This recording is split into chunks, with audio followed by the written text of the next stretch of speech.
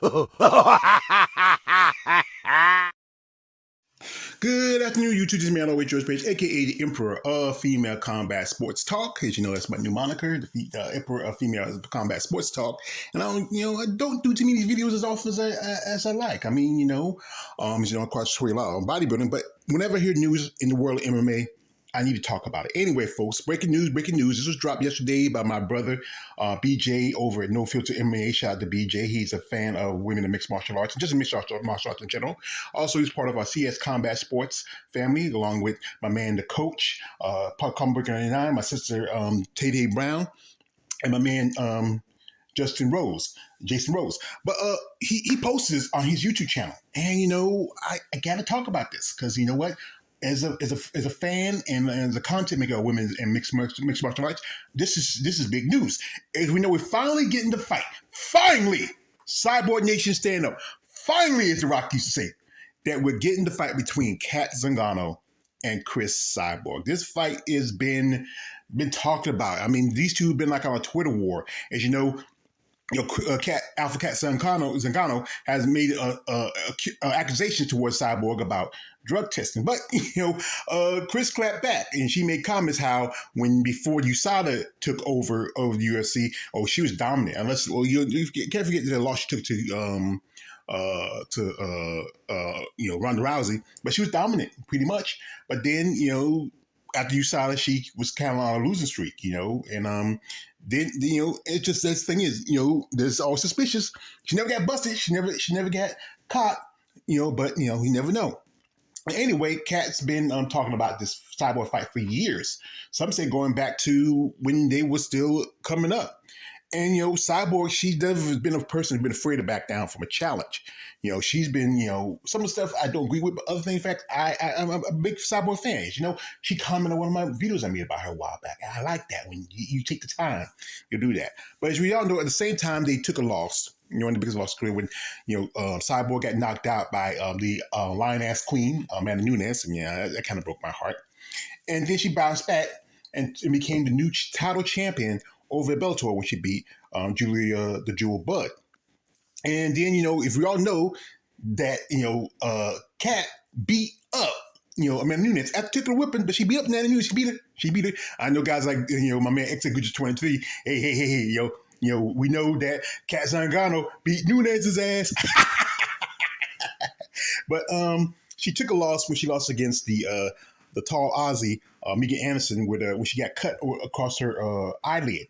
And that was kind of a sad way to go out, And then she went over to Bellator because she was dropped because she wasn't performing well. And the thing about that, Kat was going through stuff. Her husband just killed herself. She was going through some mental issues.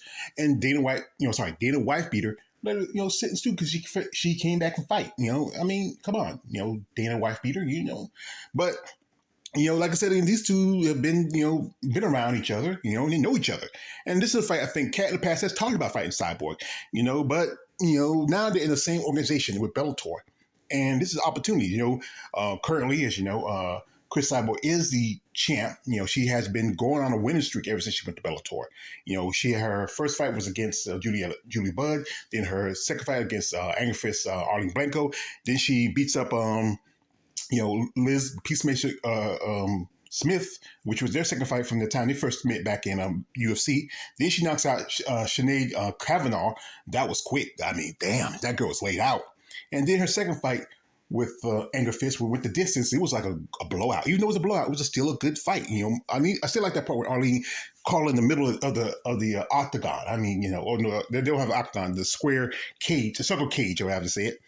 And then Kat, she's been working on stuff. She went through some stuff. She had some medical issues, like she had to get her breast implants removed because of toxicity issues. And then she was supposed to have been, been to the Bellator a good while. But her last fight, she submitted her one opponent. She beat one opponent with that. Her last fight before this one, it was a submission. Then she went toe-to-toe with Pam Bam Sorensen, which she defeated her. And then she beat Leah McCourt, which was just about a few months ago. And she was on a 4-fight winning streak since then. But, Scott Coker, there's talks that, Bellator is going to be sold off. You're supposed to be merging with the PFL. But Scott, I give some respect to Scott. Some things he needs to work on, but I give him some respect to others. This fight is something that we've been looking for because the fact is there's not really much as strong competition for Cyborg in Bellator, but still a decent amount. And Kat is the one who is the more likely person. A while back, I think the last fight she had a knee injury, and Scott and Kat reached out, and Cyborg reached out, see what she's doing. So I guess they were waiting for her injury to fully heal for this fight to be set up. So now, like Mike Tyson, sign the contract, big boy. So sign the contract, big Cat. Because Cat was been running her mouth, being scared of Cat. But now it's time to shut up or put up. And Kat's also been doing some other stuff. This is one thing I'm not a fan of. She has a lawsuit against one of my favorite actors. That's Halle Berry. I love Halle Berry. Oh yeah, Halle Berry. Hey, calm down, Pervy Sage. And the thing is, people keep talking about, well, if you don't have a certified contract or anything, this is that old Hollywood saying, don't call us, we'll call you. And then that's why she got cut from UFC, not because of this whole issue with Halle Berry, because the fact was she was on poor performance. But still, she didn't fight for almost 2 years before she came back in her first fight. But Cyborg is not the type of person to be sitting around and waiting and moping. She's been busy. She's been working on her fight game. She's got into boxing. She had a couple of fights and just in the past year or so. And her first fight she won, and that was, I think it was in Brazil. She went back home and fought on her home turf, and she fought another fight. And like I said, Cyborg is just that person. She doesn't sit around and wait. She also remember fought in kickboxing a while back. And Kat now, she's not ready. She's talking on the talk, so you gotta walk the walk, Kat. You gotta pull yourself. I've been making some comments, but you know what? If you step up and do I have a little more respect for you. But like I said, I have a lot of respect for Kat Cyborg. She's a great champion, a great person, a great humanitarian, a mother. Maybe someday a wife. She deserves this. I know people always go to point their fingers about the whole steroid thing. Yeah. But every other fighter in the fight game has used, but no one sticks on much as they do like Kat Zingano or John Jones. Everybody else get a pass. Brock Lesnar, Frank Mir, the American simp, Chael Sonnen. You guys have done it, but hey, you can't forgive somebody else who have done it. Yeah, come on, guys. But anyway, the fight is going to be for the women's 145 title in Bellator. And you know what? This is going to be a good fight. I hope that one thing, Bellator needs to do more promotional stuff. There's a fight coming up this Friday. I didn't know about it till BJ mentioned it. Wow. Come on, Bellator.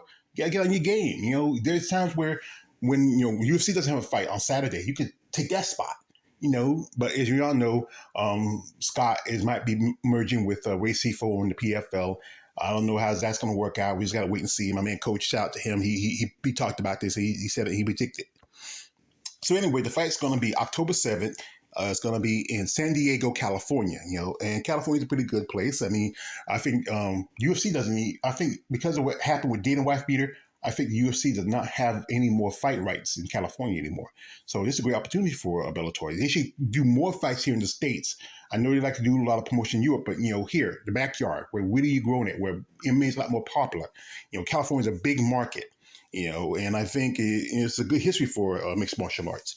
But as you know, I believe the main event is going to be Cyborg versus Zingano, and a good chance here. We also have here is on the card, or I would say it's like the co-main event, I believe, is Liz Gorilla Cormouche versus Leela McFarlane for the women's 125 title. It was that a while back. Leela May fought in a fault, and she fought her first fight since she lost the title against Juliana Velasquez. And, we all know that Liz Cormouche defeated Velasquez again, this time with a good performance. But this is going to be a good thing. These ladies, I think, they get more opportunities for women in Bellator. Bellator should expand their weight classes. Not just 145 and 125. You need to bring in bantamweight, also straw. There's some fighters on there that need to probably go into the weight classes that fit for them. Some women try to be too big and, who are too small for 145. Some women too big or some women are too small for 125. That's why you need those other divisions. That's why Scott should have been really stepping up on his on the women's divisions as he does this with the men. But anyway, I wish both of you ladies my luck. But truthfully, it's going to be Cyborg Nation all day, every day. Cyborg makes you stand up. And shout out to these ladies and I wish them best of luck. You see me all the way, George Page, aka the Emperor of Female Combat Sports Talk. Don't like, subscribe. I'm out.